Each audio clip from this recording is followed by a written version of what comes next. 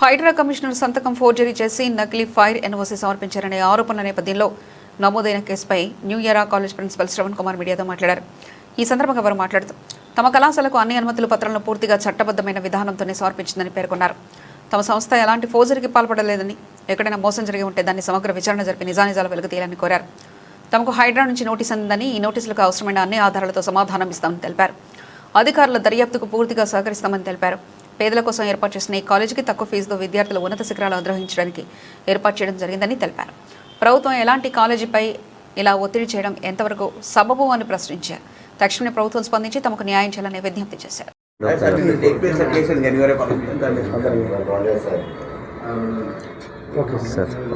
నమస్తే. ఈరోజు మేము కూడా మీడియా ద్వారానే మాకు తెలిసింది ఇట్లా ఎఫ్ఐఆర్ బుక్ అయిందని.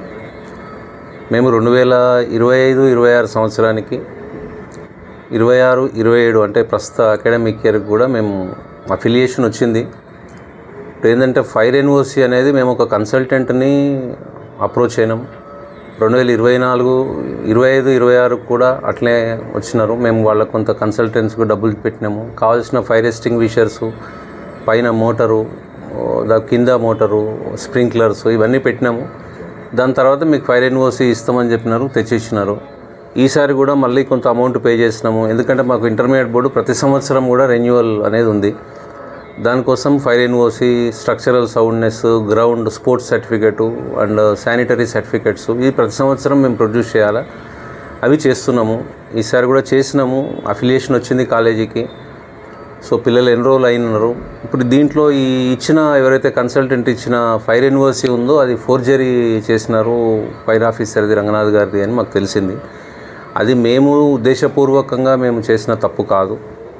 ఎందుకంటే మేము ఇక్కడ సిటీలో 2014 నుంచి ఇప్పుడు ఈ కాలేజీలో ఇదే బిల్డింగ్లో నడుస్తుంది. అప్పుడు ఇంటర్మీడియట్ బోర్డు మాకు అఫిలియేషన్ ఇచ్చింది. 2020లో మిక్స్డ్ ఆక్యుపెన్సీ అనేది ఒక జీవో తీసుకొచ్చేసేసి ఆ కాలేజీ భవనంలో ఇంకేదైనా ఓ జనరల్ స్టోర్ కానీ ఓ స్టేషనరీ లాంటిది ఉంటే కంపల్సరీగా ఫైర్ ఎన్ఓసి తీసుకోవాలి అనేది ఒక తీసుకొచ్చినారు. 15 మీటర్స్ లోపలున్న ఇంకోటి ఏదైనా షాప్ ఉంటే దానికి ఫైర్ ఎన్ఓసి తీసుకురావాలని. మేము బీఆర్ఎస్ గవర్నమెంట్ ఉన్నప్పుడు 2020 నుంచి దాదాపు 24 వరకు ఎక్స్టెన్షన్ ఇచ్చుకుంటూ వచ్చారు వాళ్ళు అబెన్స్లో పెట్టి. బిల్డింగ్ మారాలి లేకపోతే ఫైర్ ఎన్ఓసి తీసుకోవాలి అని. ఫైర్ డిపార్ట్మెంట్ తోటి అప్రోచ్ అయితే కొందరు ఆఫీసర్స్ వచ్చినారు, ఇవి పెట్టుకోండి మీరని చెప్పినారు. వాళ్ళు చెప్పినవి మేము పెట్టుకున్నాము. అయితే కొన్ని చోట్లలో డబల్ స్టెయిర్ కేస్ పెట్టుకోవడానికి కొంత అవకాశం లేని బిల్డింగ్లో ఉంటే పెట్టుకోలేకపోయినాము. సో ఈ కండిషన్లో కన్సల్టెంట్స్ వాళ్ళు వచ్చేసేసి మీరు పెట్టుకున్నారు కాబట్టి ఫైర్ ఎన్ఓసి ఇవ్వగలుగుతాము అంటే మేము తీసుకున్నాము. దాన్నే ఇప్పుడు 2 సంవత్సరాలకి 2025-26కి సబ్మిట్ చేసినాము. మళ్ళీ 26-27కి కూడా మళ్ళీ కొత్తది సబ్మిట్ చేసినాము. ఇప్పుడు ఇది ఫోర్జరీ చేసినారని మేము ఉద్దేశపూర్వకంగా చేసినటువంటి తప్పు కాదు.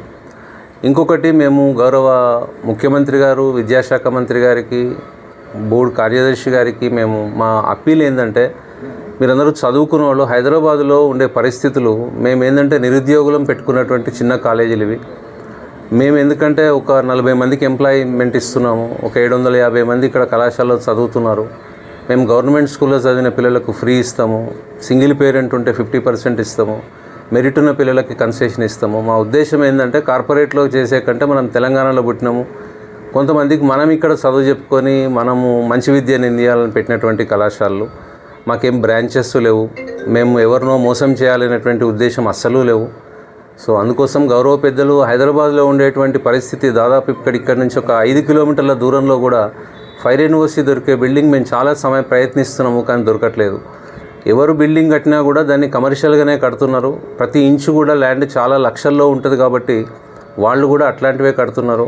బట్ దీనికి గవర్నమెంట్ సంస్థలు అయినటువంటి జిహెచ్ఎంసీ కావచ్చు, టౌన్ ప్లానింగ్ ఆఫీసర్స్ కావచ్చు, నో అబ్జెక్షన్ సర్టిఫికేట్ అంటే ఎన్ఓసి కనుక ఇవ్వకపోతే ఆక్యుపేషన్ సర్టిఫికేట్ హైదరాబాద్ లాంటి పరిస్థితుల్లో నిజంగా మీ నిబంధనలకు అనుగుణంగా దొరికేటువంటి భవనాలు ఎక్కడైనా ఉన్నాయా? ఒకవేళ ప్రభుత్వం కనుక అవి గుర్తించి మాకు చూపిస్తే మేము ఎలాంటి ఇది లేకుండా ఆ బిల్డింగ్లో నడపడానికి సిద్ధంగా ఉన్నాం. ఇది కొంచెం పెద్ద మనసుతోటి ఆలోచించి చేయాల్సినటువంటి పని. తెలంగాణలో 2800 ప్రైవేట్ కాలేజీలు ఉంటే ఇప్పుడు 1468కి వచ్చినాయి.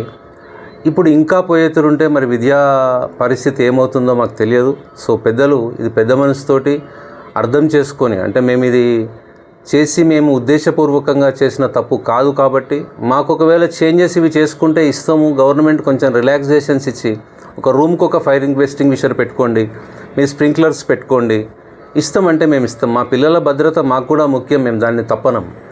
కానీ మేము చేయలేనివి మమ్మల్ని చేయమంటే మేము చేయలేకపోతున్నాం. తర్వాత ప్రభుత్వం ఏ నిర్ణయం తీసుకున్నా దాన్ని శిరసావహిస్తాం. ఇప్పటికైతే ఏం రాలేదు సార్. ఇవాళ మేము పోయి కలుద్దాం అనుకుంటున్నాం. హైడ్రాని ఆ లేక్ వ్యూ పోలీస్ స్టేషన్లో కేసు బుక్ అయిందని చెప్తున్నారు. ఇవాళ పోయి కలుద్దాం అనేసి అనుకుంటున్నాం మేము సంఘటన తరఫున సార్.